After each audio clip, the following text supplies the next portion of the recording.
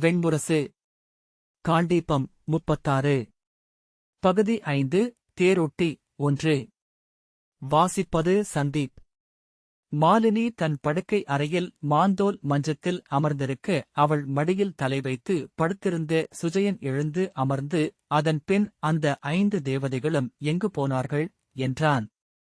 அவர்களுக்கு இங்கிருந்து விடுதலை கிடைத்தது. விண்ணில் ஏறி தேவர் உலகான அமராவதிக்குச் சென்றார்கள் என்றாள் மாலினி. அமராவதியிலிருந்து என்று சுஜயன் கேட்டான். அமராவதிதானே அவர்கள் இடம் என்றாள் மாலினி. அவர்கள் அமராவதியிலிருந்து எங்கு செல்வார்கள் என்று சுஜயன் மீண்டும் அவளை உலுக்கிக் கேட்டான். அமராவதியில்தானே அவர்கள் இருந்தாக வேண்டும். அங்கேதான் அவர்களுக்கு இடமிருக்கிறது என்றாள் மாலினி. எவ்வளவு நாள் என்று சுஜயன் தலை சரித்துக் கேட்டான்.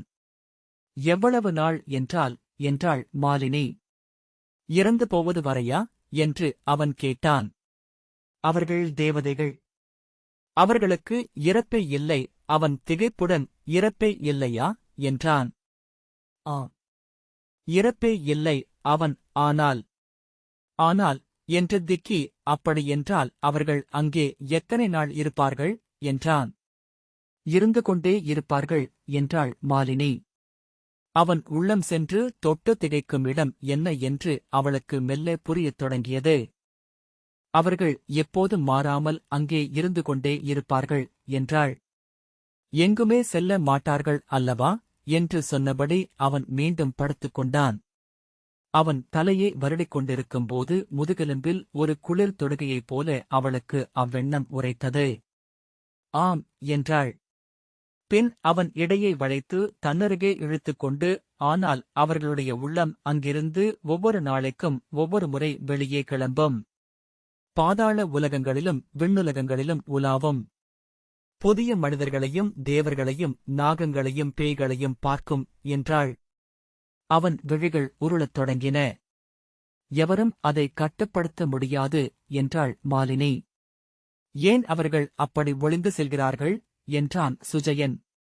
ஏனென்றால் அப்படி செல்லாவிட்டால் ஒரே இடத்தில் வாழ வேண்டும் அல்லவா? ஒரே செயலை திரும்ப திரும்ப செய்ய வேண்டும். அப்படி செய்தால் எல்லா நாளும் ஒன்றே ஆகிவிடும். எவராவது ஒரு நாள் மட்டும் வாழ விரும்புவார்களா என்று மாலினி கேட்டாள். ஆம் என்றபடி அவன் கண்களை மூடி ஒரு கழித்து இருகைகளையும் தொடையின் நடுவே வைத்து உடலை குறுக்கிக் கொண்டான். தூங்கு என் அரசே என்று சொல்லி அவள் அவன் தலையை தன் விரலால் மெல்ல வருடிக் கொண்டிருந்தாள். அவன் மூச்சு சீராக ஒலிக்கத் தொடங்கியதும் மெல்ல அவனை தூக்கிக் கொண்டு சென்று அருகிருந்த மூங்கில் மஞ்சத்தின் மேல் விரிக்கப்பட்ட புலித்தோல் விரிப்பில் மெல்ல படுக்க வைத்தாள். ஆடை திருத்தி திரும்பிச் செல்ல முனையும்போது அவன் வாயைத் திறந்து காற்றில் தேடி சப்புவது போல் ஓசை கேட்டாள். அவள் மெல்ல திரும்பி வாயிலை பார்த்த பின்பு ஓசையின்றி நடந்து சென்று மூங்கில் படலை மூடிவிட்டு வந்து அவனருகே மண்டியிட்டாள்.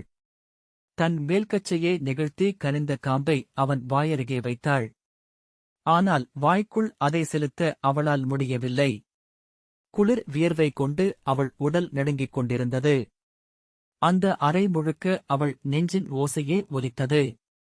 பல்லாயிரம் காலம் விரைந்து ஓடுவது போல மூச்சிறைக்க அவன் வாய்க்கும் முலைக்காம்புக்குமான மிகச்சிறிய தொலைவை அவள் கடந்தாள். அவள் உடல் அவள் மனத்தை கனவுக்குள் அறைந்தது. மேலும் அருகே சென்றாள். அவன் மூச்சு முலைமுகப்பில் தொட்டுச் செல்லும்போது அவள் பற்களை இறுக கடித்துக் கொண்டாள்.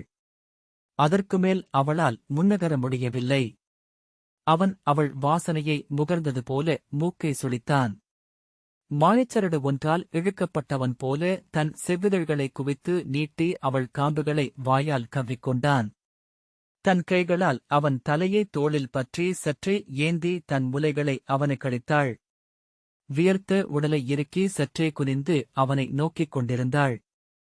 மேலும் சற்று நேரம் கழித்து தன் பற்கள் கிட்டித்து கைகள் சுருண்டு இறுகியிருப்பதை உணர்ந்தாள். மூச்சு இழுத்துவிட்டு உடலை மெல்ல தளர்த்தினாள். அவள் உடலிலிருந்து இளம் சூடாக குருதி ஓடை ஒன்று ஒழுகி வெளியேறுவது போல் தோன்றியது. இனிய களைப்பால் கைகளும் கால்களும் தசைக்கட்டுகளை அவிழ்த்து தோய்ந்தன. இமைகள் சரிந்து மூடிக்கொண்டன. வியர்வை கழுத்திலும் தோள்களிலும் குளிரத் தொடங்கியது. சுஜயனின் வாயை அகற்றி இன்னொரு முலைக்காம்பை அவன் இதழ்களுக்குள் வைத்தாள். அவன் தலையே தடவிக் கொண்டிருந்த கைகளில் நடுக்கம் அகன்று சீரான தாளம் கூடியது. அவன் விழிகள் சிறு சிறு இமைகள் அழகான இரு அரை வட்டங்களாக படிந்திருக்க, இமைக்குள் கருவழி ஓடும் அசைவு தெரிந்தது.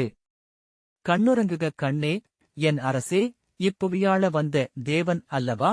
இன்று என்னை ஆள வந்த தலைவன் அல்லவா? உயிருண்ண வந்த மைந்தன் அல்லவா? என் இமைகள் உனக்கு சாமரங்களிறைவா? என் கைகள் உன் கழுத்து மாலையின் மூச்சு உனக்கு தூபமிறைவா? என் விழிகள் உன் ஆலயத்துச் சுடர்களின் நெஞ்சு பறை, என் கண்ணீர் உனக்கு நீராட்டு எழுந்தருள் விண்ணளந்தோனேனி இழக்கும் நிலம் நான்.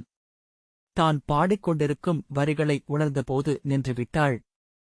அவ்வரிகளை எங்கு படித்தோம் என்று நெஞ்சுக்குள் துழாவினாள். மதங்கர் எழுதிய 8 காண்டங்கள் கொண்ட சுப்ரதீபம் என்னும் காவியத்தில் வரும் தாலாட்டு இது என்று உணர்ந்தாள். அதை முதிரா இளமையில் அவள் கற்று அகச்சொல் ஆக்கியிருந்தாள். அன்று துள்ளி அலையும் சிறு பெண். காமமோ இல்லறமோ கனவென்று கூட நெஞ்சில் இருந்ததில்லை. ஆயினும் குழந்தைகளை பெரிதும் விரும்பியிருந்தாள். கொஞ்சாது முத்தமிடாது ஒரு மழலையைக் கூட கடந்து செல்ல அவளால் முடிந்ததில்லை. அப்பாடலை எத்தனையோ முறை ஏதேதோ குழந்தைகளிடம் பாடியிருப்பதை நினைவு கூர்ந்து புன்னகை செய்தாள். ஆனால் அர்ஜுனனுக்கு அதை பாடியதில்லை. அவனுக்கான பாடல்களை அரண்மனைக் கவிஞர் எழுதிக் கொண்டு வந்து அவளுக்களிப்பார்கள். விரலியர் இசையமைத்து பாடிப் பயிற்றுவிப்பார்கள். அவற்றையே பாட வேண்டுமென குந்தியின் ஆணை இருந்தது. அவள் ஒருநாளும் அவள் நெஞ்சிலெழுந்த வரிகளை பாடியதில்லை. அவன் இளவரசனாகவே பிறந்தான், அவ்வண்ணமே வளர்ந்தான். குழவியோ மைந்தனா சிறுவனோ ஆகஸ்ட் இருக்கவே இல்லை. பெருமூச்சுடன் சுஜயனிடமிருந்து தன்னை விலக்கி அவனின் ஈரம் படிந்த தன் முலைக்காம்புகளை பார்த்தாள். அவை சுட்டுவிரல்கள் போல கருமை கொண்டு திரண்டு நின்றன. ஆடை சீரமைத்து எழுந்து கூந்தலை கோதிக்கொண்டு மெதுவாக கால் எடுத்து வைத்து வெளியே சென்று கதவுப்படலை மூடிக்கொண்டு வெளியே இறங்கி சிறு திண்ணையில் அமர்ந்தாள். தலையை இரு கைகளிலும் தாங்கி விண்மீன்கள் செறிந்த வானை நோக்கிக் கொண்டு அசையாது இருந்தாள். புலருவது வரை அங்கு இருக்க வேண்டும் என்று தோன்றியது. விண்மீன்கள் அவளை நோக்கியபடி மெல்ல அதிர்ந்து கொண்டிருந்தன. கங்கையிலிருந்து வந்த காற்றின் நீராவியை கன்னங்களிலும் காதுமடல்களிலும் உணர முடிந்தது. காடு எழுப்பிய ஒலிகள் இணைந்து ஒற்றை பெரும் ரீங்காரமாகி காற்றில் பறந்து சுழன்று கொண்டிருந்தன. ஒன்றின் மீது ஒன்றென வந்த பெருமூச்சுகளை வெளியேற்றியபடி நெஞ்சின் எடை முற்றிலும் இல்லாமல் ஆகியது. காய்ச்சல் வந்து மீண்டது போல் உடலெங்கும் வந்து குடைச்சலை கைகளையும் கால்களையும் நீட்டி இனிதென அறிந்தாள். கண்கள் அனல் காற்றுப்பட்டு எரிபவை போல தோன்றின. உதடுகள் உலர்ந்து தோலெனத் தெரிந்தன.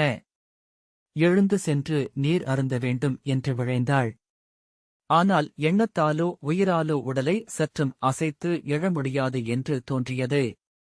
அஸ்தனபுரியில் அவள் இருந்த நாட்களில் அப்படி ஒருபோதும் இரவெல்லாம் அமர முடிந்ததில்லை. நினைவு அறிந்த நாள் முதல் விழித்திருக்கும் கணம் முழுக்க வேலை இருந்து கொண்டிருந்தது. அங்கு ஒவ்வொருவரும் பிறரை வேலை செய்ய வைத்தனர். இங்கு மட்டும்தானடி அன்பம் ஒரு வேலை என்று அவள் தோழி சிம்ஹிகை சொல்வதுண்டு. ஆனால் வேலை செய்து பழகியமையால் வெறும் கணங்களை இனிதெனக் காணும் ஆற்றலையே அனைவரும் இழந்திருந்தனர். அரை நாழிகை வெறுமனே இருக்கும் வாய்ப்பு ஏதேனும் நன்னாட்களில் அமையும் என்றால் கூட அப்போது வேலை ஒன்றை நோக்கி செல்லவே அவர்கள் கைகளும் கால்களும் பரபரத்தன. ஒருநாள் நள்ளிரவில் இனி எதையும் செய்ய முடியாது என்று அவள் உணர்ந்தாள். அன்று காலை அர்ஜுனன் தன் உடன்பிறந்தாரோடும் அன்னையோடும் வாராணவதத்திற்கு கிளம்பிச் சென்றிருந்தான். அன்று காலை செவிலியர் மாளிகையில் அவளை அவன் காண வந்தபோது நீராடிய ஈரம் குழலிலிருந்து தோளில் விழுந்து சொட்டிக் கொண்டிருந்தது. நெற்றியில் இட்ட மஞ்சள் குறி காய்ந்து கொண்டிருந்தது. எப்போதுமென அவள் இரு விழிகள் அவன் இரு தோள்களையும் தொட்டுத் தழுவி மீண்டன. இன்று நாங்கள் கிளம்புகிறோம் அன்னையே என்றான். நன்று நிகழ்க என்று அவள் அவன் விழிகளை நோக்கி புன்னகையுடன் சொன்னாள். கை நீட்டி அவன் தோள்களை தொட விழைந்தாள். அது முறையா என்று அறியாததால் தன்னை நிறுத்திக் கொண்டாள். அதை உணர்ந்தவன் போல அவள் அருகே வந்து அவள் வலக்கையைப் பற்றி தன் இரு கைகளுக்குள் வைத்தபடி, இந்நகரே சற்று பிரிந்திருப்பது எவ்வகையிலும் எங்களுக்கு உதவுவதே என்று மூத்தவர் எண்ணுகிறார் என்றான். ஆம், நானும் அவ்வாறே எண்ணுகிறேன். அண்மை பகைமையை உணர்கிறது. சேய்மை உள்ளங்களை அணுகச் செய்கிறது என்பது மூதாதையர் சொல் என்றாள். ஆம் அன்னையே, உண்மை என அவன் இயல்பாக அவள் கைகளை தோள்களில் வைத்தான். எங்கிருந்தாலும் உன் இக்கைகளை எண்ணிக்கொண்டிருப்பேன் என்றாள். அவள் கைகள் அவன் தோளைத் தொட்டதும் உடல் மெல்ல நெகிழ்ந்தது. தோளிலிருந்து பெரு நரம்பு புடைத்து இழிந்த இறுகிய புயங்களை வருடி வந்தது அவள் வலக்கை. இன்னொரு கையால் அவன் விரிதோளைத் தொட்டு வருடியபடி, சில தருணங்களில் உன்னை இளமகவென்று எண்ணுவேன். சில தருணங்களில் உன்னை என் கை தொட அஞ்சும் காளை என்றும் உணர்கிறேன் என்றாள். அர்ஜுனன், இங்கு வரும்போது நான் இளைஞன். மீள்கையில் மைந்தன் என்றான். அவன் முகத்தில் எழுந்த புன்னகையைக் கண்டு அவள் உள்ளத்தில் ஒரு குளிர் பரவியது. என்ன எண்ணுகிறீர்கள் என்றான். உன் புன்னகை. இப்புவியில் இதற்கு இணையான அழகிய புன்னகை கொண்ட பிறிதொரு ஆண்மகன் இருப்பான் என எண்ணவில்லை. இன்றல்ல, இப்பாரத வருஷம் உள்ளளவும் உன்னை எண்ணி இங்கு பெண்கள் கனவு காணப் போகிறார்கள் என்றாள். சிறுவனைப் போல சற்றே தலைசரித்து அவன் நகைத்தான். உன் வாய்க்குள் சிறு பற்கள் எழுந்த நாட்களை நினைவு கூர்ந்தேன். இங்குள்ள அத்தனை சேடியரும் உன்னிடம் கடிப்பட்டவர்கள். பல் முளைத்த குழந்தைகள் விரல் பற்றி கடிக்கும். நீ முலைகளைத் தேடி கடிப்பாய். இங்குள்ள அனைத்து முலைக்கண்களும் உன்னால் புண்பட்டு இருக்கின்றன என்றாள் மாலினி. அர்ஜுனன் நகைத்து, பெரும் தேடலில் இருந்திருக்கிறேன் என்றான். அவள், சென்று வா மைந்தா. உளம் மறையத் துயிலாமல் இருப்பது உன் இயல்பு என்று அறிவேன்.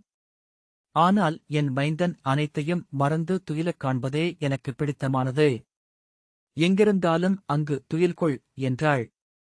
அன்னையே, இப்பிறவியில் எனக்கு துயில் அளிக்கப்படவில்லை. வில்லேந்தி ரகுகுல ராமனைத் தொடர்ந்து இளையவனைப் போன்றவன் நான் என்றபின் குனிந்து அவள் கால்களைத் தொட்டு வணங்கி, தங்கள் நற்சொல் என் உடன் வரட்டும் என்றான். அவள், தெய்வங்கள் துணை வரட்டும் என்றாள். நெஞ்சைப் பற்றி அவன் செல்வதை நோக்கி நின்றாள். இடைநாழை கடந்து அவன் படி இறங்கும் ஓசையைக் கேட்டதும் ஓடிவந்து கைப்பிடிக்கும் முள்களைப் பற்றியபடி நின்று நோக்கினாள். முகப்புக் கூடத்திற்குள் அவன் மறைந்ததும் ஓடி சாளரக் கதவைத் திறந்து முற்றத்தில் எட்டி அவனை பார்த்தாள். அங்கு நின்ற புரவியில் ஏறி காவல் மாடத்தைக் கடந்து அவன் சென்றபோது விழி எட்டி நுனிக்காலில் நின்று அவனை நோக்கினாள். பின்பு திரும்பி தன் மஞ்சத்தில் அமர்ந்தாள். கண்கள் மூடி நீள்மூச்சு விட்டு ஏங்கினாள். அரண்மனை முகப்பில் இருந்து பாண்டவர்கள் கிளம்பிச் சென்றனர். அவள் அங்கு செல்லவில்லை. அஸ்தினபுரியின் நீண்ட தெருக்களினூடாக அவர்கள் செல்வதை, மக்களின் ஓலங்கள் சூழக்கோட்டை முகப்பை கடப்பதை, கங்கை நோக்கி செல்லும் பாதையில் அவர்களது தேர்ச்சிகணங்கள் உருள்வதை ஒவ்வொரு கணமும் நோக்கிக் கொண்டிருந்தாள். அன்று முழுக்க அவள் எழவில்லை. தன் சிற்றறையின் மஞ்சத்தில் குளிர் கண்டவள் போல போர்வையை எடுத்து தலைக்கு மேல் போட்டுக்கொண்டு படுத்திருந்தாள். இளஞ்செவிலி ஒருத்தி அவள் போர்வையை விலக்கி காலை தொட்டு, அன்னையே, சற்று இன்கூழ் அருந்துங்கள் என்றபோது உள்ளிருந்தே, வாய் கசக்கிறதடி, வேண்டாம் என்றாள். பிறிதொரு முறை அவள் கேட்டபோது, வேண்டியதில்லை மகளே, செல் என்று உறுதிபட சொன்னாள். மேலும் மேலும் போர்த்திக் கொள்ள வேண்டும் என்று தோன்றியது. வெளியே ஓசையுடன் காற்று சுழன்றது. ஒவ்வொன்றிலிருந்தும் தன்னை அறுத்துவிட வேண்டும் என்பது போல உடலை நன்கு இறுக்கி போர்வையைச் சுற்றி செருகிக் கொண்டாள். உள்ளிருந்த இருள் அவள் வியர்வையும் வெப்பமும் கொண்டு மென்சதை கதுப்பு போல ஆகி அவளைப் பொதிந்தது. ஒரு கருவறை, ஒரு முத்துச்சிப்பி. போர்வை குருதி மணம் கொண்டிருந்தது. உயிர் துடிப்பு நிறைந்திருந்தது. அதனுள் மயங்கி துயின்று எங்கோ எழுந்தாள். அங்கு இளையோனாகிய அர்ஜுனனுடன் தென்திசை காடுகள் எங்கும் நடந்து கொண்டிருந்தாள். உங்களுக்காக என் குருதியை, அரசை, மண்ணை உதறி வந்திருக்கிறேன் அன்னையே என்றான். நீ வென்றெடுப்பதற்கு மண் இங்குள்ளது என்றாள். அவன் கைப்பற்றி, வா, தென் திசையில் அதை காட்டுகிறேன் என்றாள். விழித்துக் கொண்டு தன் உடல் வியர்த்து வெம்மை கொண்டிருப்பதை உணர்ந்து உடலை நீட்டி போர்வை ஓரத்தை விலக்கி சற்றே காற்றை உள்ளிட்டாள். அவ்வண்ணமே துயில் கொண்டு மறுபடியும் கனவில் ஆழ்ந்தாள். அலைகடல் எழுந்த பரப்பில் ஒரு தனித்தீவில் அவள் மட்டும் அமர்ந்திருந்தாள். நீரில் அவன் கைகள் மாறி மாறி விழுந்து துழாவுவதைக் கண்டாள். அலைகளில் எழுந்து எழுந்து அவன் அணுகிக் கொண்டிருந்தான். கனவோட்டமா சொல்லோட்டமா என்று மயங்கிய துயில் விழிப்பில் அன்று பகல் முழுக்க அங்கே கிடந்தாள். அந்தியின் ஒலி கேட்டபோது ஒரு நாள் கடந்துவிட்டதை உணர்ந்தாள். அன்று முழுக்க ஒன்றும் செய்யவில்லை என்ற உணர்விழ போர்வையை விலக்கி எழுந்தாள். கால்கள் தளர்ந்து அவள் சிற்றரை நீரில் மிதக்கும் கொப்பரை என ஆகியது. மஞ்சத்தின் விளிம்பை பற்றியபடி மீண்டும் அமர்ந்தாள். கண்களை மூடி உள்ளே சுழித்த குருதிச் செவ்வலைகளை நோக்கியிருந்தாள். பின்பு மீண்டும் படுத்து போர்வையை தலைக்கு மேலே இழுத்து சுருண்டு கொண்டாள். அவள் தன்னை உணர்ந்தபோது அரண்மனையும் செவிலியர் மாளிகையும் துயின்று கொண்டிருந்தன. காவலரின் குரடுகளின் ஒலிகளும் படைக்கலங்கள் முட்டிக்கொள்ளும் குலுங்கல் ஓசையும் காற்று சாளரங்களை அசைத்து கடந்து செல்லும் கிரிச்சிடல்களும் பலகைகளின் முட்டல்களும் மட்டும் கேட்டன. அவள் அறையைச் சூழ்ந்திருந்த சிற்றறைகளிலும் கூடத்திலும் துயின்ற சேடியரும் செவிலியரும் விட்ட சீர்மூச்சுகள் பல 100 நாகங்கள் எழுந்து இருளில் நெளிவதைப் போல் தெரிந்தன. ஓசையின்றி எழுந்து மெல்ல நடந்து வெளிவந்தாள். படி இறங்கி கூடத்தைக் கடந்து பின்பக்கத் திண்ணையை அடைந்தாள். அங்கு தெற்கிலிருந்து வந்த காற்று இசைத்துக் கொண்டிருந்தது. தெற்கில் வரும் காற்றில் சற்று கூர்ந்தால் எப்போதுமே சிதைப்புகை மணத்தை அறிய முடியும். ஆகவே அவள் அங்கு அமர்வதேயில்லை. அவள் விழையும் காற்று மேற்குத் திண்ணையிலே இருந்தது. அதில் எப்போதும் ஏரிநீர் வெக்கை இருக்கும். வாசிமணம் கலந்திருக்கும். அலைகளின் ஓசையைக் கூட கேட்க முடியும். ஆனால் அன்று அங்கு இருக்க விரும்பினாள். கால் நீட்டி அமர்ந்து கொண்டு விண்மீன்கள் சிரிந்த வானை நோக்கிக் கொண்டிருந்தாள்.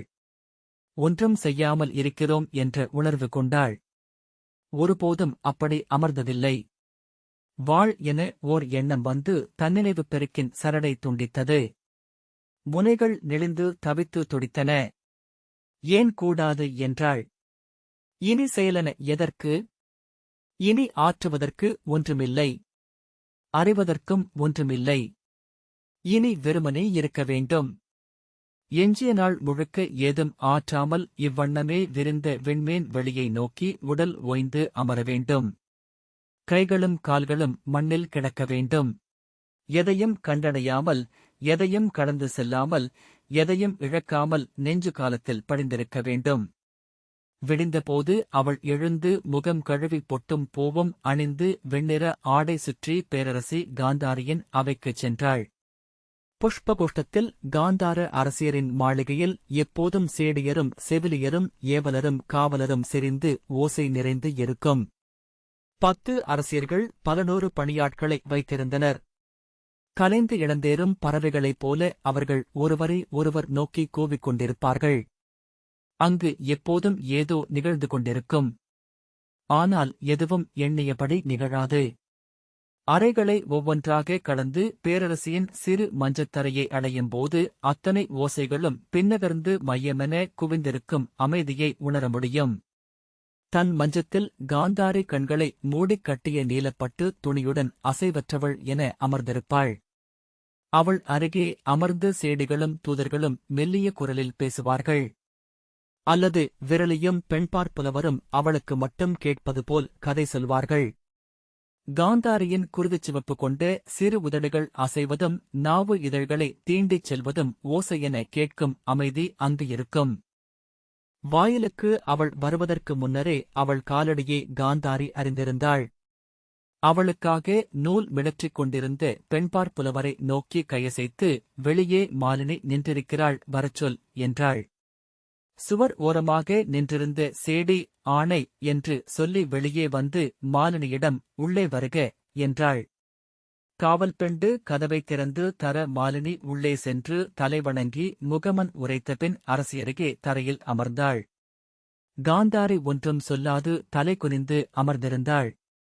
வெண்பளிங்கு பேரிடல், உருண்ட துதிக்கை புயங்கள், சின்னஞ்சிறு மணிக்கட்டு அமைந்த மிகச்சிறிய விரல்கள் கொண்ட அவள் கைகள் சிவந்த தாமரை மொட்டைகளென குவிந்திருந்தன. சிவந்த சிறிய கால்கள்.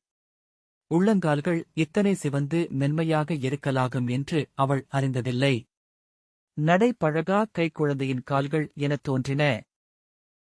காந்தாரி ஒரு சொல்லும் எடுக்கவில்லை என்பதை உணர்ந்ததும் மாலினி மெல்ல கை நீட்டி அவள் கால்களைத் தொட்டு தன் தலைமேல் சூடி, பேரரசி, என் உள்ளத்தை உணர வேண்டும். இனி ஏதும் எஞ்சவில்லை என உணர்கிறேன். எனக்கு விடை கொடுங்கள் என்றாள். ஏன் என்றாள் காந்தாரி. இங்கு இருக்க விழையவில்லை. காடு செல்ல வேண்டுகிறேன் என்றாள் மாலினி. காட்டில் என்ன செய்யப் போகிறாய் என்றாள். அதுவரை அதை சொல்லாக வடித்திராத மாலினி சில கணங்கள் தவித்து, விண்மீன்களை எண்ணுவேன் என்றாள். காந்தாரியின் இதழ்கள் புன்னகை கொண்டன. பகலில் என்றாள். அவ்வீண்மீன்களை நினைத்துக் கொண்டிருப்பேன் என்றாள். நன்று என்றாள் காந்தாரி. இனிதாக உதிர்வதற்கு நிகர் என ஏதுமில்லை. அவ்வண்ணமே ஆகுக.